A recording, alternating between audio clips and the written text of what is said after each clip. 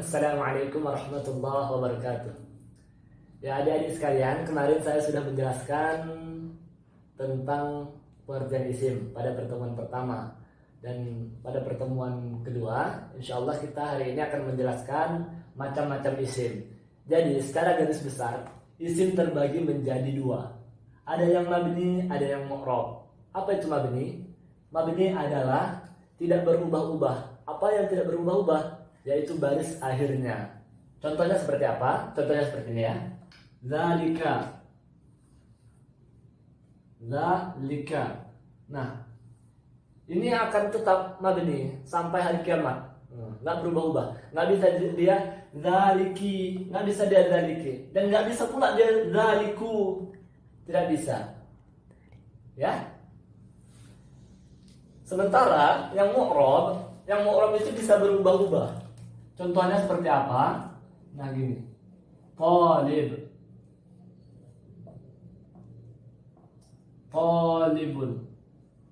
Bisa talibun, bisa talibin, bisa taliban.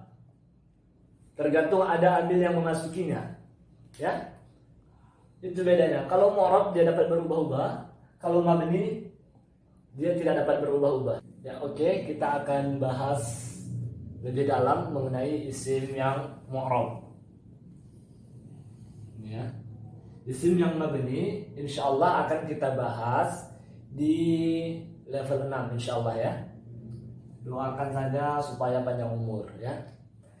Kali ini kita akan bahas dulu mengenai isim yang mu'rab, isim yang dapat berubah-ubah. Nah, isim yang mu'rab ada 9. Di antaranya yaitu isim yang mufrad, tasniyah, kemudian jamak muzakkar salim, jamak muannas salim, jamak taksir, isim mangkus, isim maksur, asmaul khamsah, kemudian ismul ladzi la yansharif. Nah, ini ada 9. Yang pertama adalah isim mufrad ya. Apa itu isim mufrad? Ya, sebentar kita hapus dulu. Isim mufrad adalah isim yang menunjukkan makna satu. Contohnya apa? Isim mufrad adalah isim yang menunjukkan makna tunggal atau satu. Ya, contohnya adalah talibun.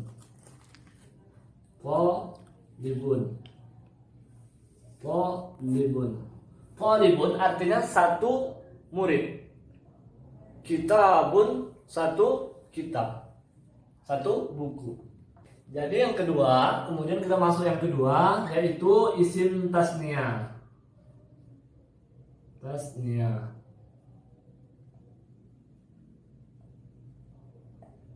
Apa itu isim tasniyah? Isim tasniyah adalah isim yang menunjukkan makna dua. Isim yang menunjukkan makna dua. Akan tetapi ciri khususnya ada. Apa ciri khusus pada teks isim tasniyah? Yaitu bertambahnya alif dan nun pada akhir dari kalimat, pada akhir dari teks. Bertambahnya alif dan nun pada akhir teks. Talibani, contohnya seperti ini. Talibun kan satu murid. Kalau dia mau dibuat menjadi 2 murid, maka ditambah alif dan nun pada akhir teksnya menjadi talibani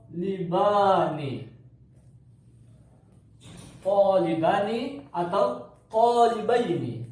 Ataupun kalau nggak bertambahnya alif dan nun, berarti bertambahnya ya dan nun pada akhir teks. Talibaini.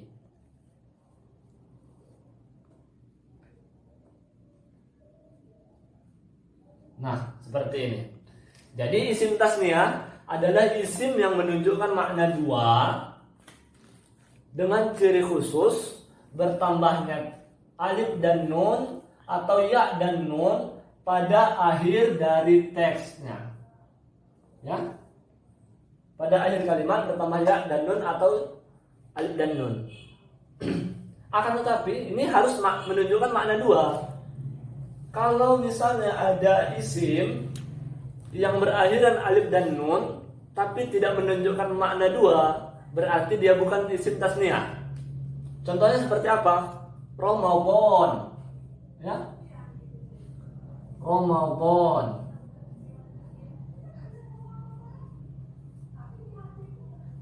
Nah, Ramadan itu bukanlah isim tasniyah walaupun berakhiran alif dan nun. Kenapa? Karena Ramadan bukan menunjukkan makna dua. Oke, masuk kita pada yang isim yang ketiga, yaitu jamak muzakkar salim. Apa itu jamak muzakkar salim?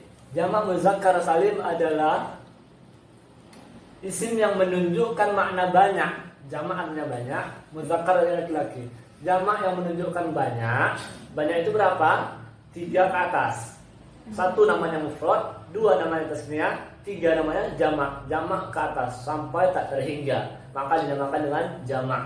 Jamak muzakkar salim, jamak yang menunjukkan makna laki-laki. Laki-laki yang banyak, seperti itu.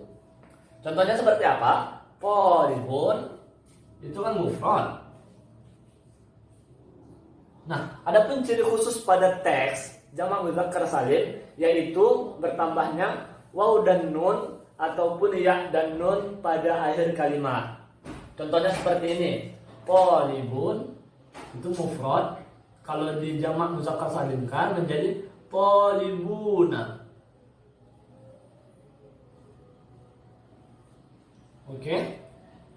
Bertambahnya waw dan nun pada akhir teks ataupun menjadi polibina.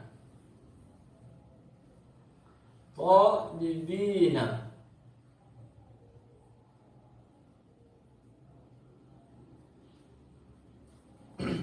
Oke. Isim tasniyah tadi bertambah ya dan nun pada akhirnya. Akan tetapi huruf sebelum ya itu berbaris fathah. Jadi polibaini. Sedangkan jamak muzakkar salim berbaris kasroh. Polibina. Oke? Sampai di sini paham? Kemudian ada pun isim mu'rab yang keempat, yaitu jamak muannas salim.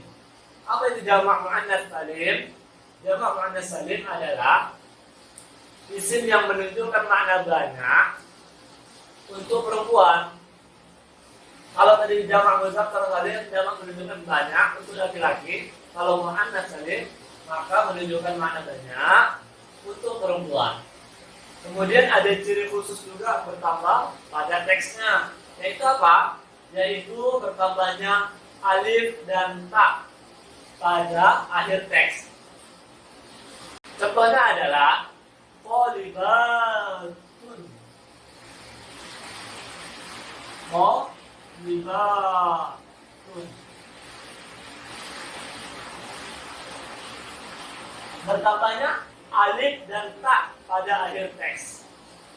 Jadi maknanya banyak perempuan, banyak murid perempuan. Nah, selanjutnya yang kelima, yaitu jamak taksir. Jamak taksir itu apa? Yaitu isim yang menunjukkan makna banyak, akan tetapi terpecah daripada bilangan awalnya. Dia rusak daripada teks awal. Misalnya gini kan, polibun. Contohnya seperti ini. Kan kalau mufradnya polibun.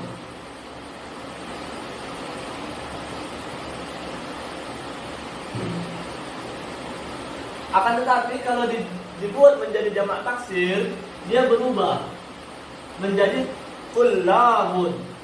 Terpecah dia, rusak dia dari isim mufradnya, dari lafaz awalnya menjadi kullabun.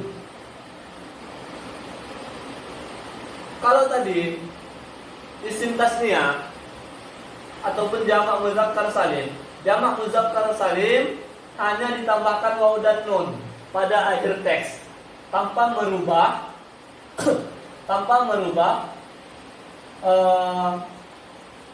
teksnya, teks awal mufradnya. Sementara kalau jamak taksir dia berubah. Apa saja yang berubah? Baris awal kita lihat, pokoknya menjadi tu. Baris fathah menjadi baris dhamma. Yang berubah itu adalah barisnya.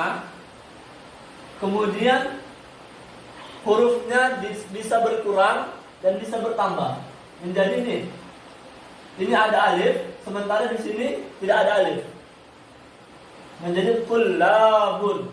Alifnya setelah lam. Oke, ini saja. Jadi inilah penyebab maka dinamakan jamak muzakkar salim.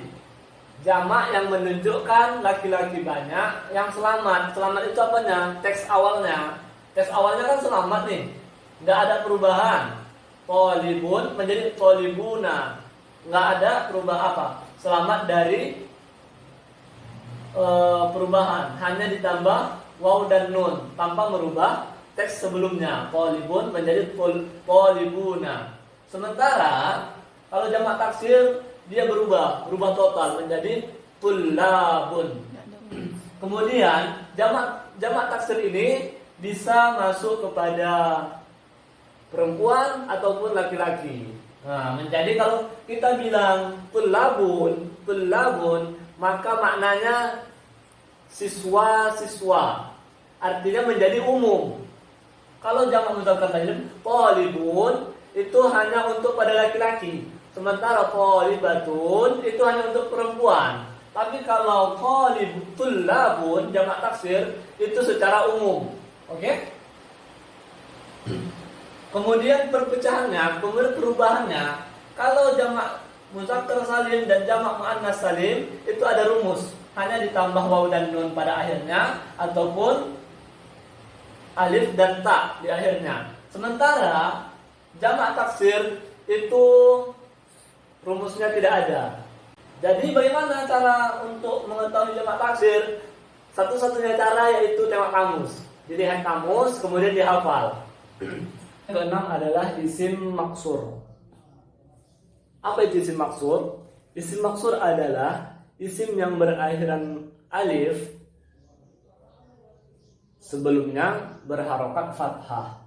Isim yang berakhiran alif sebelumnya berharokat fathah. Contohnya seperti apa? Contohnya seperti ini. Al-fatah ataupun ad-dunya.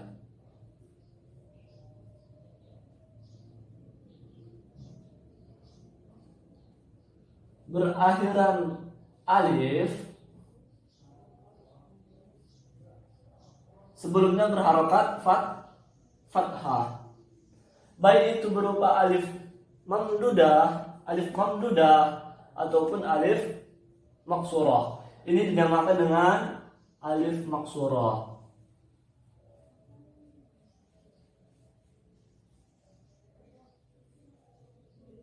Di sebagian tempat juga ada yang menyebut ini adalah alif layyinah.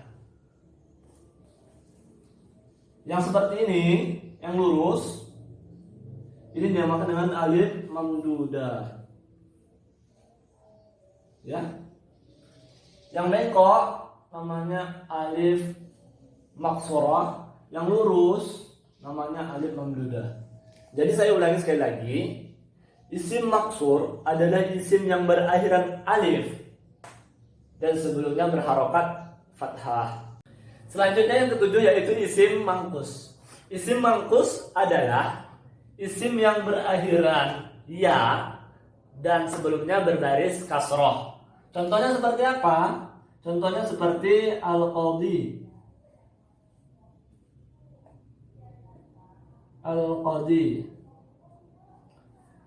Berakhiran ya, kemudian sebelumnya berbaris kasroh. Kalau tadi isim maksur berakhiran alif, sebelumnya berbaris fathah. Kalau isim mangkus berakhiran ya, sebelumnya berbaris kasroh. Kemudian selanjutnya yang ke-8 yaitu ismul ladzi la yansharif, ataupun sering disebut juga di beberapa tempat isim ghairu munsharif, ya. Akan tetapi lebih masyhur dengan ismul ladzi la yansharif. Apa itu ismul ladzi la yansharif? Yaitu isim yang tidak menerima tanwin. Isim yang tidak menerima tanwin. Contohnya seperti apa? Seperti Ibrahimu. Ibrahimu. Nah, lafaz Ibrahimu tidak boleh diberi tanwin pada akhirnya. Kenapa? Karena lafaz Ibrahim bukan berasal dari bahasa Arab. Ibrahimu nggak ada artinya toh. Kalau misalnya Muhammadun itu artinya terpuji, ya kan? Tapi kalau Ibrahim tidak ada artinya seperti itu. Ini banyak sekali macam-macamnya ya. Tentang ismul ladzi la yansharif yang perlu kita ketahui untuk tingkat ini, untuk materi kali ini hanyalah ismul ladzi la yansharif itu adalah isim yang tidak menerima tanwin. Macam-macamnya nanti banyak. Nanti akan kita bahas di level selanjutnya. Ada yang bukan ilatnya itu, ada yang bukan berasal dari bahasa Arab, ada yang ilatnya itu berupa siwat muntahal jumu. Siwat muntahal jumu itu seperti ini contohnya, yang mafa'ilu. Setiap wazan yang mengikuti wazan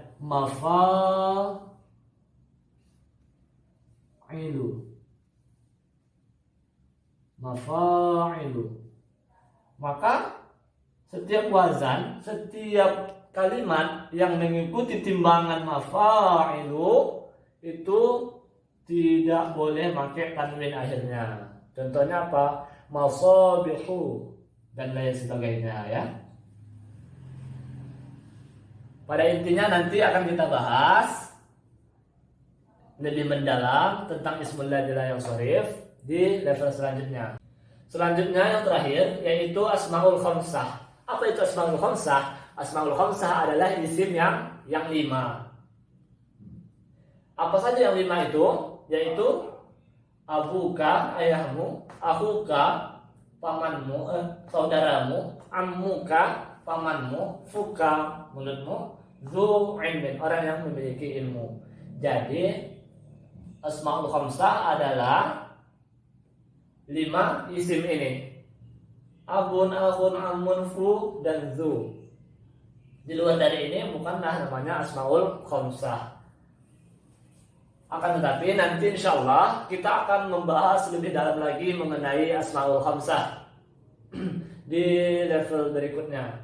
Jadi yang akan kita bahas nantinya di level selanjutnya yaitu ismul ladzi la yansharif akan kita perdalam lagi. Kemudian asmaul khamsah insya Allah akan kita bahas di level 3 nanti, atau level 2 ya, level 2. Kemudian insya Allah besok kita akan membahas tentang huruf. Insya Allah kalau panjang umur ya. Mungkin hanya di sini dulu materi kita pada malam hari ini. Insya Allah besok kita akan ketemu lagi pada materi huruf. Sekian dan terima kasih. Belajar tetap semangat, sungguh-sungguh. Dan jangan lupa berdoa ya. Wallahu muwaffiq ila aqwamit thariq. Wassalamualaikum warahmatullahi wabarakatuh.